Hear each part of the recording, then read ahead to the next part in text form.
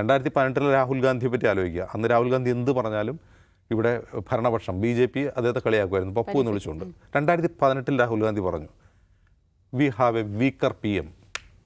നമുക്ക് ഒരു ദുർബലനായ പ്രധാനമന്ത്രിയാണ്. അത് ഏത് വിഷയത്തിലാണ് പറഞ്ഞത്? ഇതേ H1B വിസയെക്കുറിച്ചാണ് പറഞ്ഞത്.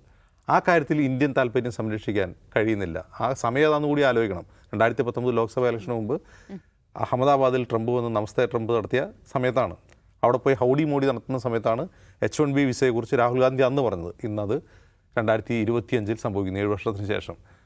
വളരെ എന്താണ് ദൂരക്കാഴ്ചയുള്ള ഒരു രാഷ്ട്രീയക്കാരനാണ് രാഹുൽ ഗാന്ധി എന്നാണ് അത് തെളിയിക്കുന്നത്. അതായത് നമ്മുടെ രാജ്യത്തിൻ്റെ, നമ്മുടെ യുവാക്കളുടെ, നമ്മുടെ എക്കണോമിയുടെ താല്പര്യം പോലും തൻ്റെ ഹാക്ക് ഡിപ്ലോമസി ഉണ്ട്. ആളുകളെ പോയി കെട്ടിപ്പിടിക്കുകയാണ്. എല്ലാ രാഷ്ട്രീയ നേതാക്കളെയും മോദിജി ആലിംഗനം ചെയ്തുകൊണ്ടാണ് അദ്ദേഹത്തിൻ്റെ ഡിപ്ലോമസി പ്രകടിപ്പിക്കുക. അതുകൊണ്ട് സാധിക്കുന്നില്ല. ഇതുകൊണ്ട് എന്ത് നേട്ടമാണ് ഉണ്ടാകുന്നത്? ഇപ്പോൾ നമ്മുടെ പ്രധാനമന്ത്രി വിദേശ രാജ്യങ്ങളിലേക്ക് യാത്ര നടത്തുമ്പോൾ നമ്മൾ മനസ്സിലാക്കുന്നത് എന്താണ്? ഇന്ത്യ എന്ന ഒരു ബ്രാൻഡിനെ ലോകത്ത് മുഴുവൻ സെല്ല് ചെയ്യാനാണ് അദ്ദേഹം പോകുന്നത് എന്നാണ്. അങ്ങനെ സെല്ല് ചെയ്യാൻ കഴിയുന്നില്ല എന്ന് മാത്രമല്ല, നമ്മുടെ കച്ചവടം പൂട്ടുന്ന അവസ്ഥയിലേക്കാണ് ഈ വിദേശ യാത്രകൾ കൊണ്ടുണ്ടാകുന്നതെന്ന് വരുമ്പോൾ ഇന്ത്യൻ ഡിപ്ലോമസിക്ക് എന്ത് സംഭവിക്കുന്നതൊരു പ്രധാനപ്പെട്ട ക്വസ്റ്റ്യൻ രാഹുൽ ഗാന്ധിയെ പോലെ നമ്മളും ചോദിക്കേണ്ടി വരുന്നു എന്നതാണ് ഒന്നാമത്തെ കാര്യം. രണ്ടാമത്തെ കാര്യം, IT മേഖലയിൽ ഉൾപ്പെടെ ഇതുണ്ടാക്കുന്ന തിരിച്ചടികൾ. ഇപ്പോൾ നമുക്കറിയാം, ഇപ്പോൾ അമേരിക്ക നമ്മുടെ മേൽ താരിഫ് ചുമത്തിയതിന് ശേഷം ഇപ്പോൾ ഇന്ത്യ അത് മറികടക്കാൻ ശ്രമിക്കുന്നത് എങ്ങനെയാണ്?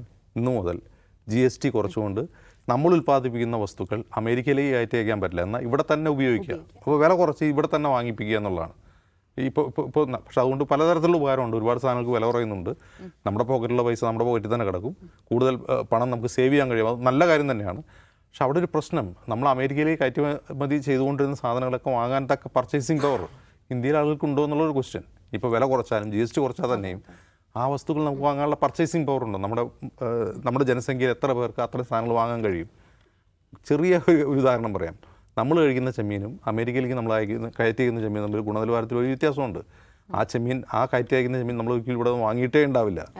ഇനി അതേ ചെമ്മീൻ നമുക്ക് ആ മൂല്യത്തിന്, അതിൽ കുറഞ്ഞ മൂല്യത്തിന് നമുക്ക് വാങ്ങാൻ കഴിയുമോ? ഞാൻ ഒരു ചെറിയ ഉദാഹരണം പറഞ്ഞതേ ഉള്ളൂ, അത് വേറെ കാര്യം. അപ്പോൾ എല്ലാം കൊണ്ടും ഒരുതരം കയോസാണ് ഇതിൽ സൃഷ്ടിക്കപ്പെടുന്നത്. ഇതിൽ തീർച്ചയായിട്ടും ഒരു ഡിപ്ലോമാറ്റിക് സെറ്റ് ബാക്ക് എന്ന് തന്നെ നമുക്ക് ഇതേക്കുറിച്ച് പറയാൻ കഴിയും.